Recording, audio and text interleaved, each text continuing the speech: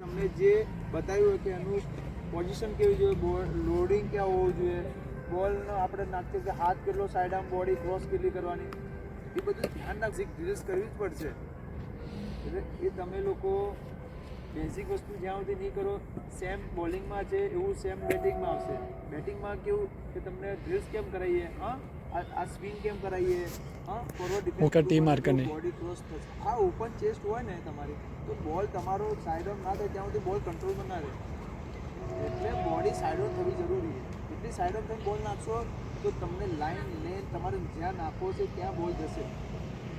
ખ્યાલ આવે? તમે છેડી કરો તો પ્રોપર વિચારીને બોલ નાખવાનો. આવીને બોલ નાખીને 2 કલાક જતું નહીં રહેવાનું.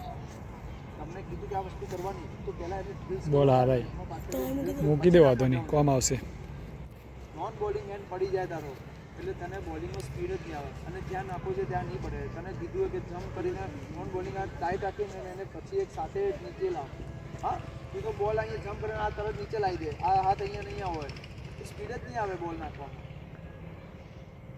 યુગ બરાબર હે, બોલિંગની સ્પીડ રિધમ રનઅપ બરાબર હે તારું બેટા, પણ ફોકસ કરવાનું કે બોલ નાખવો હોય ક્યાં.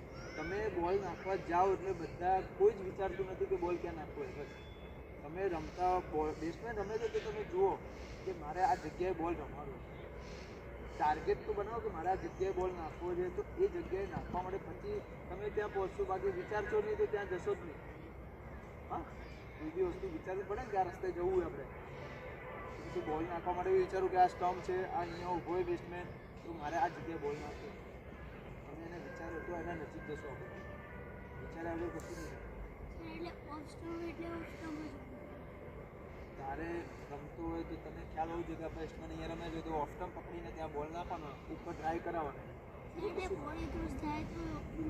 આપણે તો છેલ્લા 5 બોલ નાખ્યા, તને આઈડિયા ના આવ્યો પરફેક્ટ બોલ પડે કે ના પડે, એ બોડી ક્રોસ કરો એટલે તમારો ઓટોમેટિક હેન્ડ મુવમેન્ટ બધું પરફેક્ટ થઈ જાય.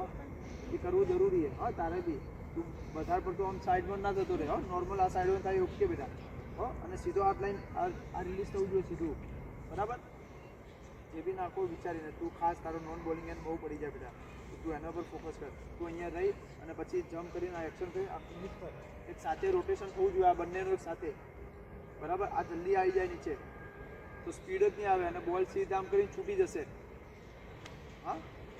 બેટિંગમાં પહેલાં તું સ્ટાન્સમાં પોઝિશનમાં પહેલાં સ્ટાન્સ બરાબર ઊભો રહે તો શીખતું. પહેલાં પરફેક્ટ એકદમ સ્ટાન્સ લે તારું જે બી છે, બરાબર. બોલ નાખે પહેલાં પગ આમ નીકાળી દે તો પેલો બોલર જમ્પ કરે, પછી આગળનો પગ આમ જાય તો શું કરવાનું, ફાવે જ ના તને.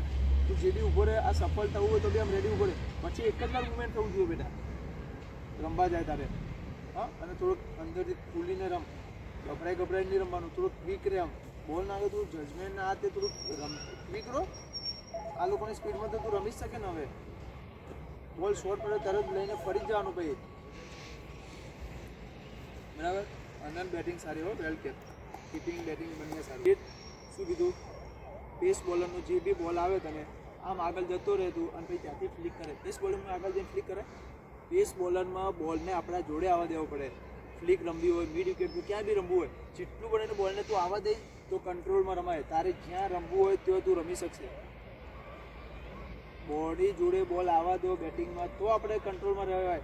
દૂરથી રમી જાવ તો બોલ હવામાં જાય, બોલને આપણા જોડે આવવા દે. ફ્લિક રમે તું આગળ જાય અને ત્યાંથી આમ રમે, બોલ ના પડે હોય હવામાં જાય.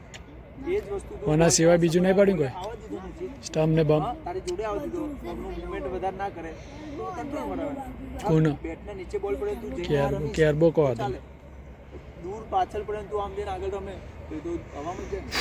એ ધ્યાન રાખ, એની પ્રેક્ટિસ કરજે. હવે અહીંયા તારે બીજા કોઈ શોટની પ્રેક્ટિસ નહીં, પહેલાં એ પ્રેક્ટિસ કર. બોલને આવવા દેવાનો અહીંયા, પછી રમ. ઓકે, બરાબર. બાકી મજા આવે જ નહીં આવતી. બેટિંગમાં ફરક પડ્યો.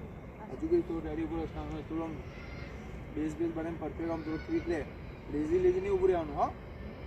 ચલો કુલ ડાઉન કરી દો ફટાફટ.